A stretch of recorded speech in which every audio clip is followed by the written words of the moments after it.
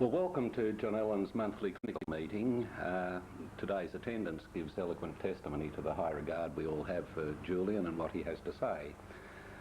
Today he's going to present us some clinical material entitled Therapeutic One-Night Stands, which will perhaps raise the question for discussion as to how long should therapy take. Thank you, Julian. But in the long run, the power and authority of the therapist lies very much in the eyes of the beholder, and in this case the beholder being the patient. The therapist may acquire his necessary status and aura of authority through no direct actions of his own, and it might come about quite adventitiously. Now, to understand what it led up to my being in this situation, that is to say, having an order of authority in the situation in which I'm about to describe, and how, in this instance, I think the patient's fantasy overrid what was in fact a reality relationship between me and the patient.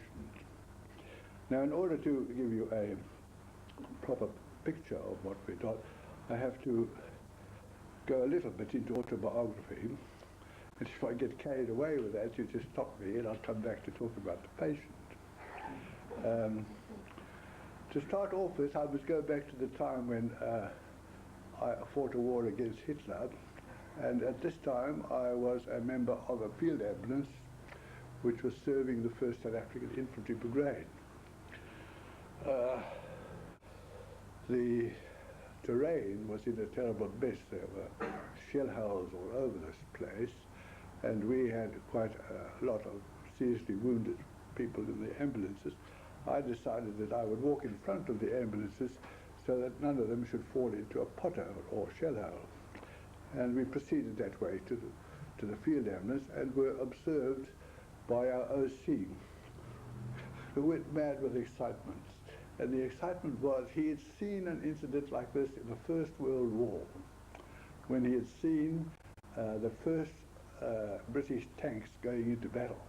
And apparently you couldn't see too well from the old tanks, and the officer of the tank corps was leading his tanks into battle.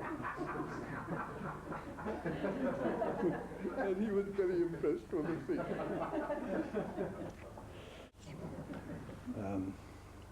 I was in one section of the hospital. The OC was a major who had been my physiology tutor. You put to remember this, he'd been my physiology tutor when I was a medical student. He was also my officer above me, and he spent a lot of time in the ward that I was in charge of, which I appreciated, hoping that he was there to help him, until I realized that it wasn't me he'd come to talk to so much as the sister in charge, with whom he spent quite a lot of time. Anyway, one night, and here the tale gets a bit more intense, he dashed into my tent, very tense and in tears, almost blubbering, and after I'd calmed him down, what he said was that he had taken this nurse out and discovered to his horror that he was impotent. Now, what was he going to do, and what was the good of this, that, and the other? I didn't quite know what to say at that time, so I suggested we go to the officers' mess and get some whiskey and a couple of glasses, which we did, and then sat down to discuss the situation. He couldn't say very much, didn't say very much, except that he drowned one glass of whiskey after another until he was a bit comatose. And I discussed with him the psychophysiology of sexual intercourse. I was talking to my physiology tutor and senior officer, which he listened to for a long time, and I also pointed out that the situation must be right. And as at that time, the desert between Cairo and Suez was chock-a-block with military material as the 8th Army was building up its resources for the attack on El Alamein. You couldn't go very far amongst the sand dunes without bumping into other material or men, sometimes men and women. This was not a situation conducive to that sort of activity. I think what he ought to do was to get himself a weekend's leave at the same time as the sister got her weekend's leave. They should go down to Cairo, book into the Shepherd's Hotel, which is a beautiful hotel on the banks of the Nile, and go and have a slap-up dinner at Groppy's restaurant, which the British, with their sort of business mind in arranging things for the army, had been given to the exclusive use of officers only, and it really was a fantastic restaurant. I said, after you do that, you go back to the hotel and leisurely proceed, and you'll find things will work out all right. And we were both pretty well drunk by then, and we both went to bed. So I was not surprised a few weeks later, it wasn't very long, when he announced at a Friday morning meeting which the officers had, that he was going away for the weekend, and he had deputized some people to do his work for him. And I was even less surprised when I got back to the wards, when the sister said that she'd got weekend leave, and would I mind if she left early because she'd been offered a lift to Cairo. And neither of them, of course, ever said anything again when they came back, not to me.